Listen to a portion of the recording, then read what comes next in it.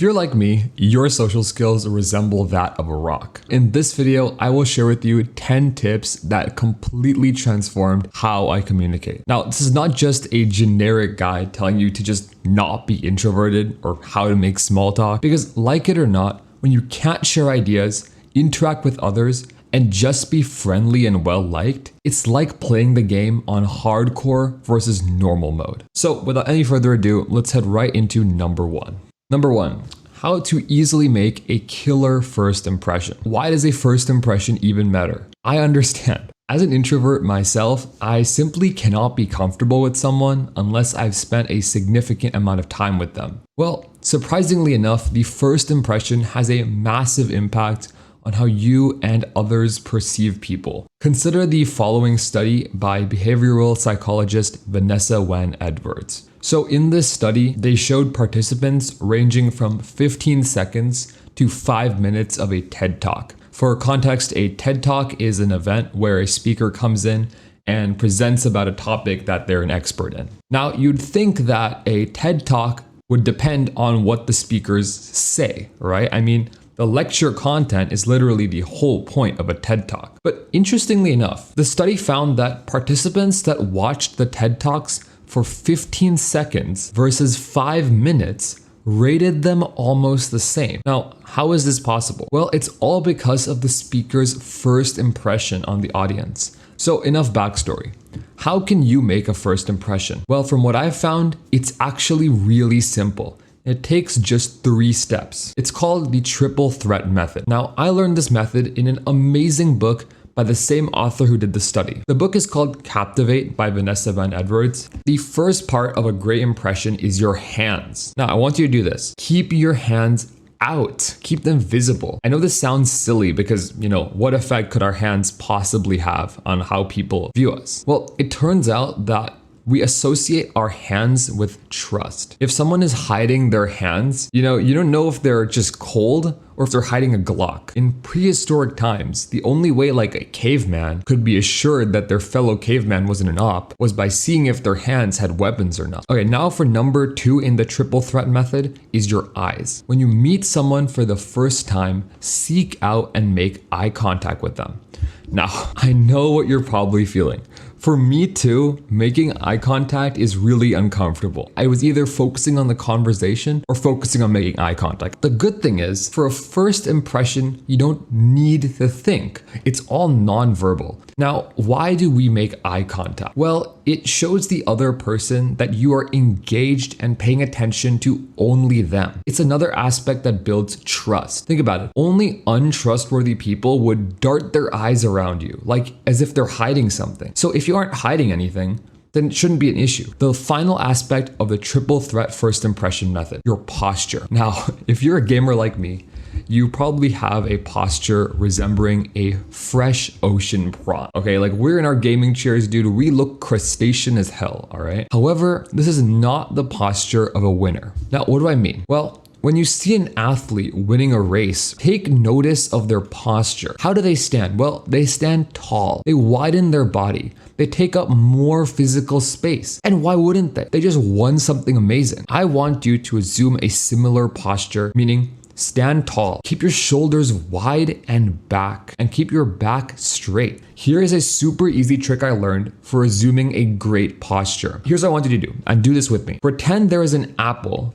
just above your head. Now, you have to bite into this apple without reaching in for it with your hands. You can only bite down on it with your teeth. Now, do this with me. Try to reach the apple. Okay, the apple is just above your head. Try to reach it. Now, what you'll find is that as you try and reach this apple, your shoulders will go back. You'll puff out your chest and you'll make your back straight. There you go. If you've done this with me, you now have perfect posture, the stance of a winner. And that's it. We're done. Those are the 3 steps and you will make a great first impression. Now, how do we know this? How do we know that these 3 steps are the keys to making a great first impression? Well, this takes me back to the TED Talk experiment I mentioned earlier. In that very experiment, it was only the speakers that used all 3 of these techniques that were rated the best, regardless of whether they talked for 15 seconds or 5 minutes. So now we're on to tip number 2. So now that you have learned to make a great first impression, what's next? I don't know about you, but I really dislike small talk, as they call it, right? Like just talking about generic things, the weather, how someone's weekend was. To me, it feels really artificial, ingenuine,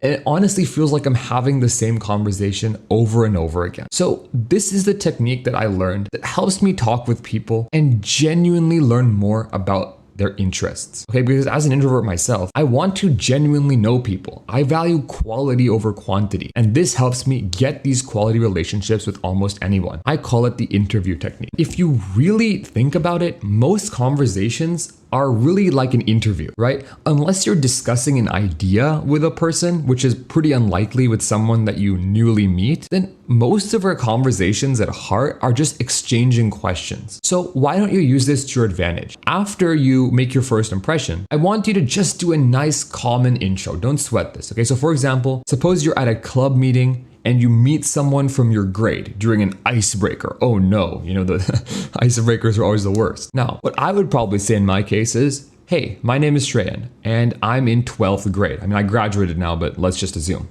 Then let the other person say a similarly generic intro, right? Then they'd probably say, hey, my name is Steve, for example, and I'm in 11th grade. Now, at this point, what most of us would do is we'd try to think of something clever or interesting to say about ourselves. And then this conversation would soon fade into this awkward silence. And then it would have an equally awkward goodbye. Okay, if you've experienced this, you know what I'm talking about. Let's fix this. Now, going back to this example with Steve, right? Steve just told me that he's in 11th grade. What questions can we ask Steve to genuinely learn more about him? Here's what I'd say, for example. I'd say, 11th grade, nice. What classes are you taking, right? Then they'd probably say, oh, I'm taking AP Bio, AP US History, etc., right? Now, when you've learned about their classes, now what would you do? You guessed it, you'd ask another question. Continue the interview, really get some depth here. After all, as introverts, and I don't know about you, but I hate surface level relationships. This is how you break past that surface level and actually know someone. So, suppose I mentioned their classes, then I might say, oh, Steve, that's cool, AP Bio. I took that last year. What's been your favorite chapter so far? And on and on. Look at that. In just 2 questions, we went from complete strangers to fellow AP Bio survivors that have a common ground to talk about. And see, if you're the one controlling the questions, you can almost always steer the conversation to a common ground that you know a lot about. And from there, you can really spark a genuine conversation with the person. All right, now here is number 3. Now this one is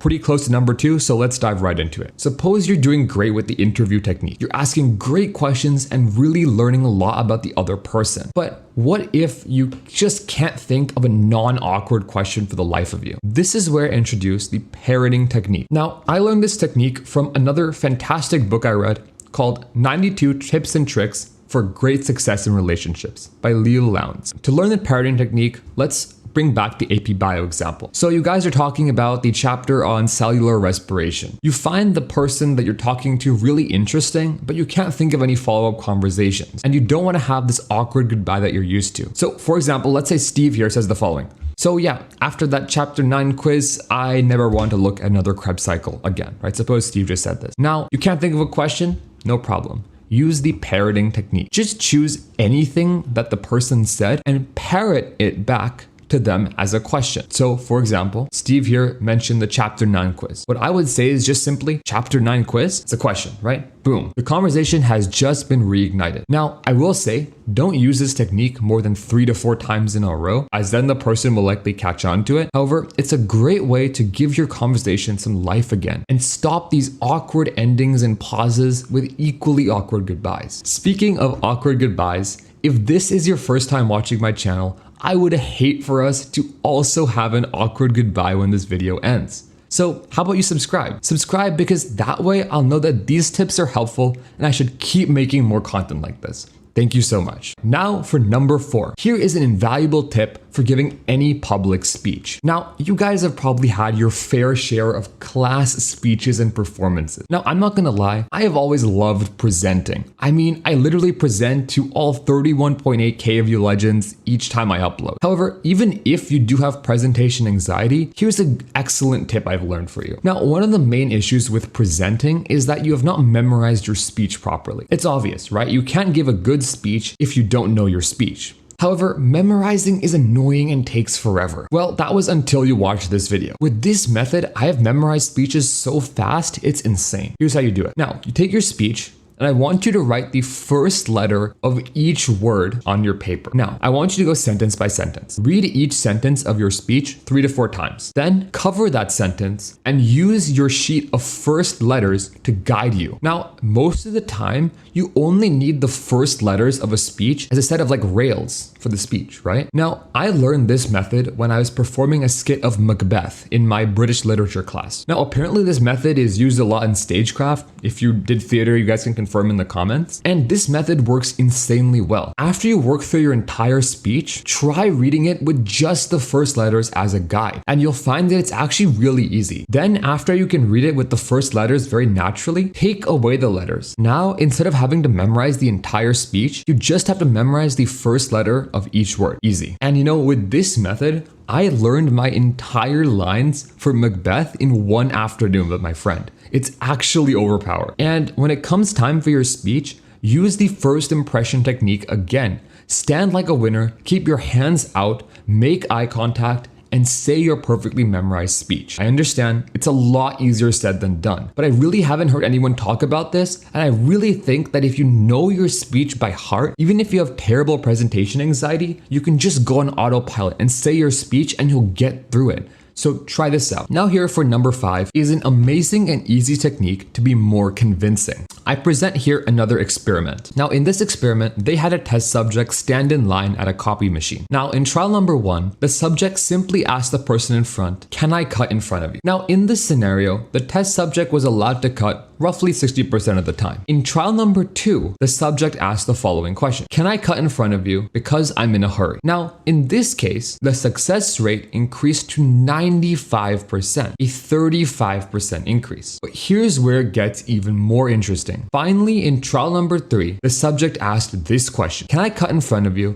because I need to make copies?" Now, if you didn't catch it, this is a ridiculous question. Everyone in the line for the copy machine needs to make copies. However, interestingly enough, for this trial, the success rate was 94%, just 1% lower than the person with an actual reason for cutting the line. Now, what does this show us? Well, it shows us that the key to being more convincing is to simply use the word because. As humans, we love hearing justifications for anything. We love hearing why we should do something. However, on the contrary, when we ask for things for people, we very rarely actually give the reason why. Now, personally, I believe the reason is because often our justification is implied, right? You think that, yeah, of course, this person understands why I'm asking this. However, as we saw by this experiment, mentioning the reason does have an impact. Let's use an example that you might have faced in the past. You asking your teacher to round your grade. Now, the strategy you guys might be using is to go up to your teacher and say, "Hi, Mrs. whatever, right? Would you mind rounding my grade?" Now, the reasons are implied, right? You probably are close to the next grade. It implies your GPA. And, of course, your teacher understands this. But what I want you to do next time is say it. Say, "Can you round my grade? Because I'm only 1% off from an A, and I really believe my effort in this class is deserving of an A." I know this sounds really obvious in hindsight, right? Like you're probably gonna type in the comments, "Wow, this guy's so stupid. This is the most obvious thing ever."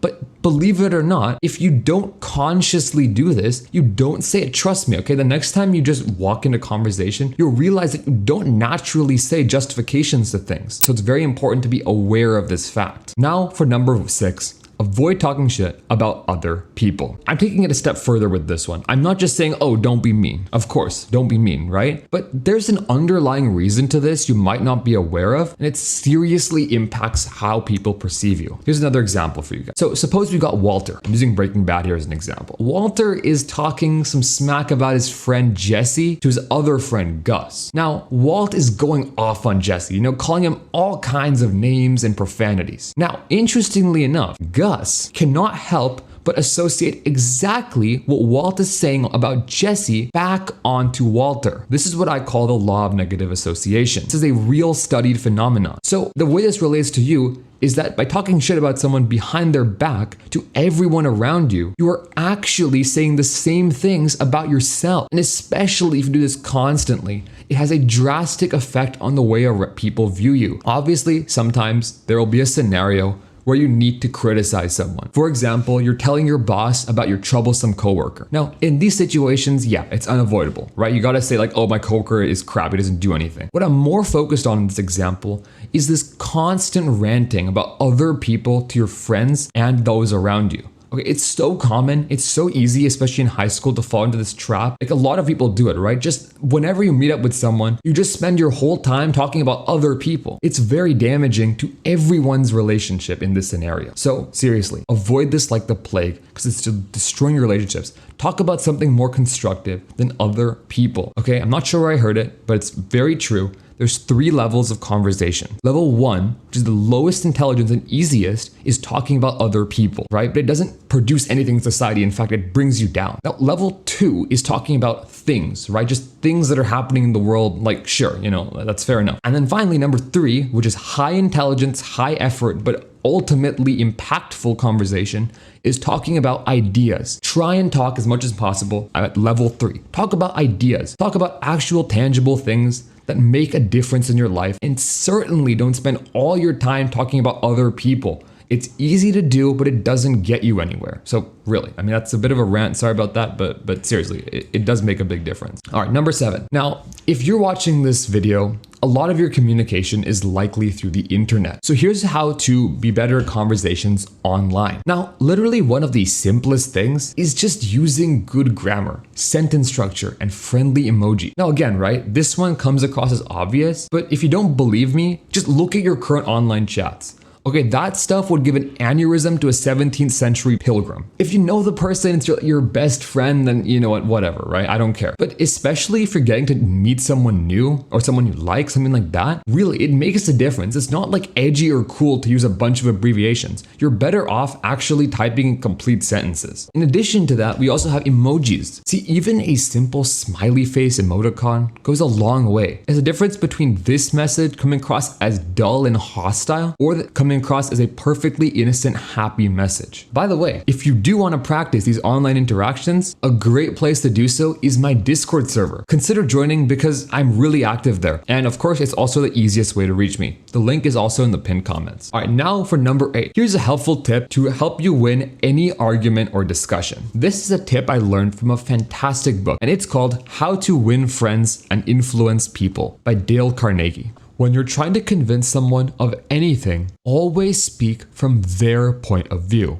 Let's consider another example. Suppose you're trying to convince Steve to come study with you because you need his help understanding the material. However, Steve is more interested in playing Minecraft. Now, what most of us would do is tell Steve all the reasons why studying is beneficial. We would say, you can get a better score on the test, or, oh, you'll feel good about yourself, etc., etc. While these reasons are true, they're simply voicing our own reasons for studying. We need to genuinely consider Steve's side. In this scenario, Steve doesn't want to study. He wants to play Minecraft. We need to show Steve that studying with us will help him play more Minecraft. Here's what I would say instead. Hey Steve, I know you're so close to beating the Ender Dragon. I was thinking, wouldn't it be cool if we could crush this math test so we have more free time to play afterwards? By studying now, we can raise our grades so we don't have to study as much later, and we can get more time to play Minecraft. Look at the difference. Now, Steve has significantly more incentive to listen to me, as it benefits him too. You won't always be able to phrase requests as mutually beneficial. However, when you can, it's insanely effective. Plus, being able to consider the other person's side is a really important skill to navigate people, and this technique is a great way to practice it. All right, number 9, never ever deflect praise. Okay, I want this to be the last time you ever receive a compliment or praise and then go, I'm actually not that good, I'm actually not that smart, etc., etc. Okay, I want you to consider it like this. Suppose you mustered up the courage to genuinely compliment someone, right? You considered this person's honorable or impressive action and told them how you felt. Now, how would you feel if you did this and gave a compliment and the other person basically said, no, you're wrong, right? That's basically what you're saying by deflecting praise. Now, trust me, okay? I have been through it too. For the longest time, I hated receiving praise. It made me feel really awkward, and I suppose that it's because I gained self-validation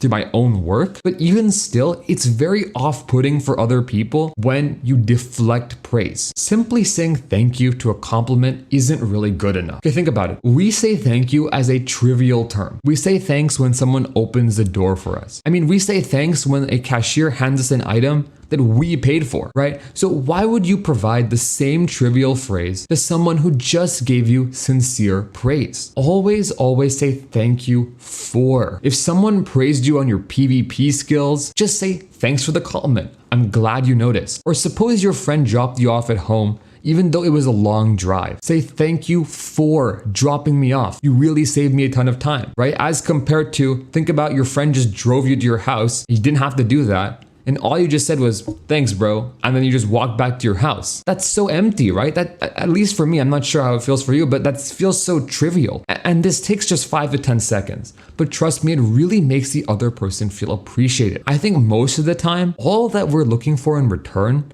for our kind acts is acknowledgement, right? We simply want the other person to tell us genuinely that they appreciated the kind act we did for them. So by using this method, you are doing that, and it's very simple. Just thank you for X. That's it. Finally, for number 10, here's how to make more friends. Now for me, making friends was honestly never an issue, but I feel this is mainly because I use this method. I was never afraid to be weird. Being basic is not a virtue. It's a signal that you're hiding who you truly are. I was out here in senior year of high school, sharing with anyone that asked that I was a Minecraft YouTuber. I had a post celebrating 30K subscribers on my personal Instagram that only my IRL friends see. Let's be real here. A Minecraft YouTuber is not a cool combination. I expected most people would make fun of me for it, but they didn't. 99% of people who heard this found it really cool, and it was something memorable I did. Sure, it's a little weird, but I was known by this. It helped me so much with making friends and connections. Listen, I could have hidden everything for fear of being weird, but that's not what makes you memorable or interesting.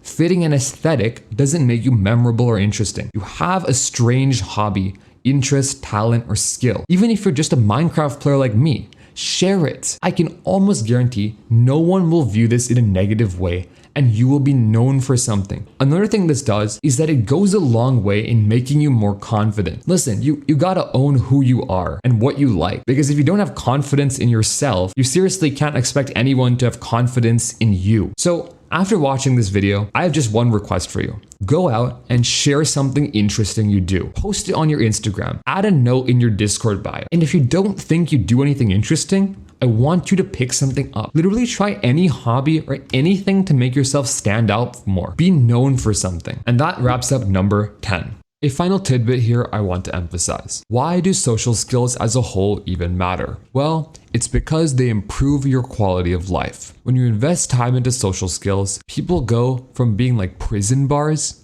like obstacles in your way, to like doors that open up more opportunities. Love it or hate it, we do sometimes have to interact with others, introverted or not. So hopefully when that opportunity comes by, this video will have given you something to talk about, or make your conversations, arguments, negotiations, or presentations go a lot smoother. That's all for this video. Join my Discord server if you want to talk with me, and thanks for watching. See ya.